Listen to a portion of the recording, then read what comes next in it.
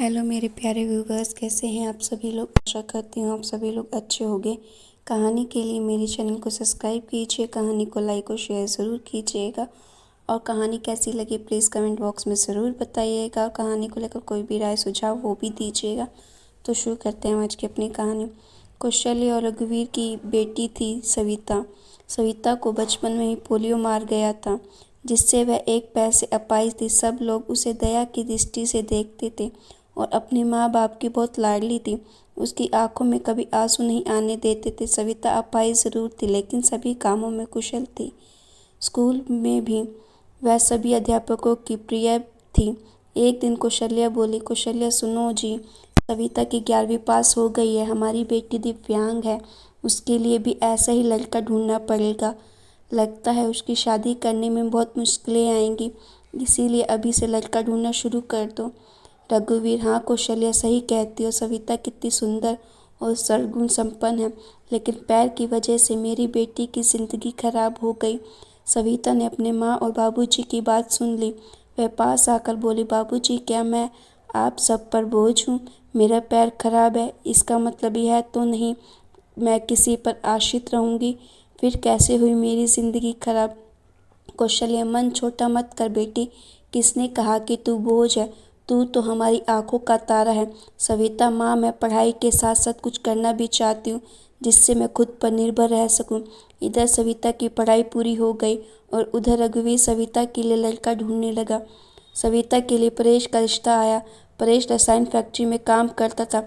परेश अपनी माँ रमा और अपने पिताजी मुकेश के साथ सविता को देखने उसके घर आया। मुकेश, अरे बेटा, लड़की का तो पैर खराब है। परेश, पिताजी अगर मैं दिव्यांग लड़की से शादी करूंगा तो मुझे किसी का जीवन संभालने का सौभाग्य मिलेगा। रमा, बेटा तेरी जिंदगी है, जो भी फैसला हो सोच समझ कर लेना। परेश, देखिए सविता जी, मैंने आपकी जितनी तारीफ सुनी है, मैं खुद को आपसे मिलने से रोक ही नहीं पाया। क्या आप शादी के लिए राजी हैं? सविता, परेश जी, मैं एक अपाहिज लड़की हूँ और आप पूर्ण रूप से स्वस्थ हैं। क्या आप एक अपाहिज लड़की को स्वीकार करेंगे? परेश, सविता, मैं जिंदगी भर आपका सहारा बनने के लिए तैयार हूँ, अगर आपको ऐतराज़ ना हो तो। सविता, अगर आप तैयार हैं तो मैं खुश नसीब हूँ कि मुझे आप जैसा जीवन साथी मिलेगा।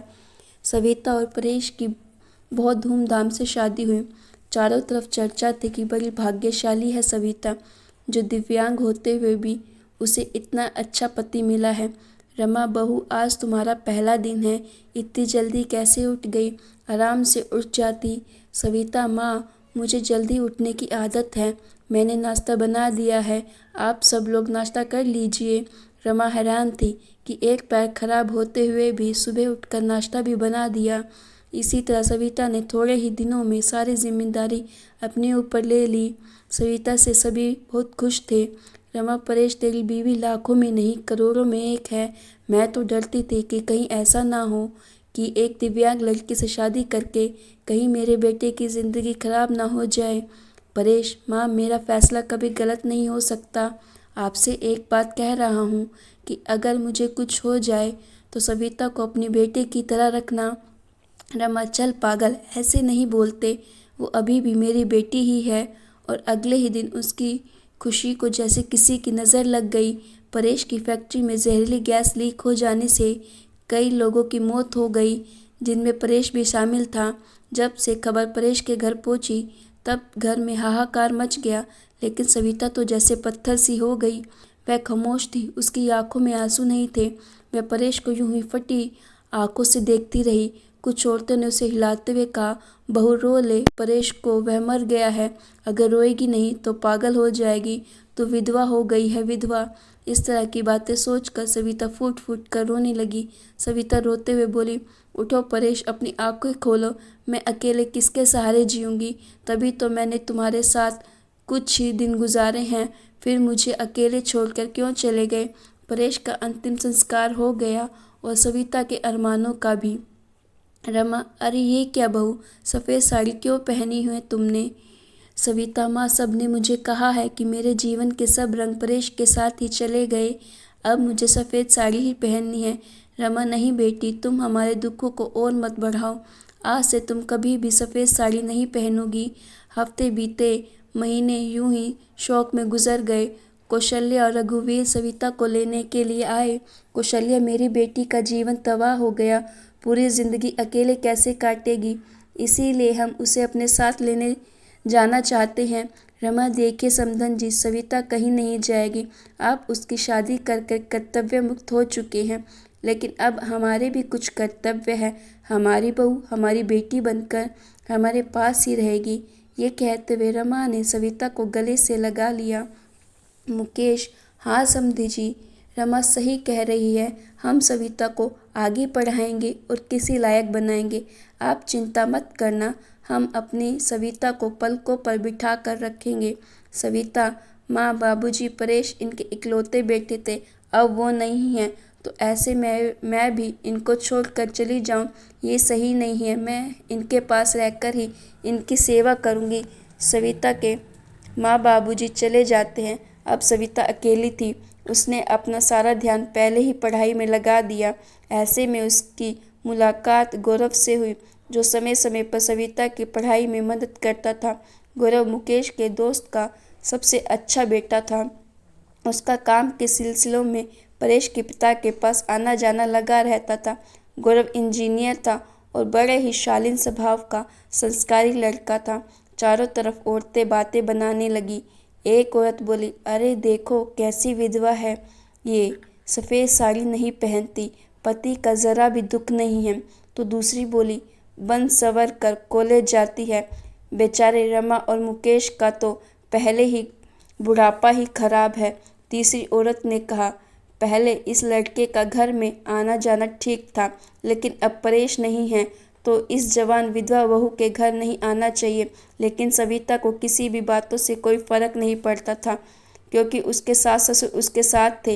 रमा जब इतनी अच्छी बहू के लिए लोगों की ये ताने सुनती तो वह तड़प उठती, रोने लगती। सविता ने अपनी मेहनत से B.Ed कर ली और विकलांग कोटे में वह एक शिक्षक के रूप में नियुक्त हो गई। रमा, सुनो, परेश के पापा, हमारी सविता अब एक टीचर बन गई है। लोग ना जाने उसे कैसे कैसे ताने देते, हमें अब उसकी शादी कर देनी चाहिए। मुकेश, सही कह रही हो रमा, विधवा है, अनाथ नहीं जो लोगों की उल्टी सीधी बातें सुनेगी। हम अपनी बहू की शादी धूमधाम से करेंगे। मुकेश ने जब अपनी बहू के रिश्ते की बात जब कुछ लोगों से की, तब लोग कहते, अरे मुकेश, तू पागल तो नहीं हो गया, विधवा बहू की शादी करना चाहता है तू? मुकेश, हाँ, मैं उसकी शादी करना चाहता हूँ, उसकी ज़िंदगी से विधवा शब्द हमेशा के लिए मिटाना चाहता हूँ। तभी गौरव ने आकर कहा, गौरव अंकल, अगर आप सविता के काबिल समझे तो मैं आपकी बहू से शादी करने के लिए तैयार हूँ। मुकेश, मुझे यकीन ही नहीं हो रहा है कि मेरी बेटी तुम्हारे जैसे लायक और होनहार बेटे पसंद करेगा। मुझे तुम पर गर्व है, मैं ये शादी के लिए तैयार हूँ बेटा। तभी मुकेश घर आकर सविता से कहता, सविता बेटी, तुम जानती हो मैंने हमेशा तुम्हें अपनी बेटी से बढ़कर माना है। मैं चाहता हूँ कि तुम्हारी ज़िंदगी के अधूरे सपने को पूरा करूँ। मैं तुम्हारी शादी गौरव से करना चाहता हूँ। तुम्हें कोई ऐतराज़ तो नहीं है? सविता, पिताजी परेश की जगह शायद ही मैं किसी को दे पाऊँ, लेकिन आपने जो मेरे लिए किया है वो कोई कर ही नहीं सकता। आपका फैसला मेरी सर आँखों पर है। आप जैसा कहेंगे मुझे मंजूर है। और फिर सविता और गौरव की शादी धूमधाम से हो गई और सभी खुशी खुशी से रहने लगे। तो गाइज़, आपको ये स्टोरी कैसी लगी? अच्छी लगी तो स्टोरी को लाइक और शेयर ज़रूर कीजिएगा, और इस स्टोरी को लेकर आपकी कोई भी राय हो प्लीज़ कमेंट बॉक्स में ज़रूर दीजिएगा। और आजकल हमारे देश में विधवाओं को लेकर क्या हालत है, प्लीज़ उस पर भी कमेंट ज़रूर कीजिएगा। और आप सभी को बहुत बहुत धन्यवाद जो मेरी स्टोरीज़ को इतना प्यार कर रहे हैं और सपोर्ट कर रहे हैं।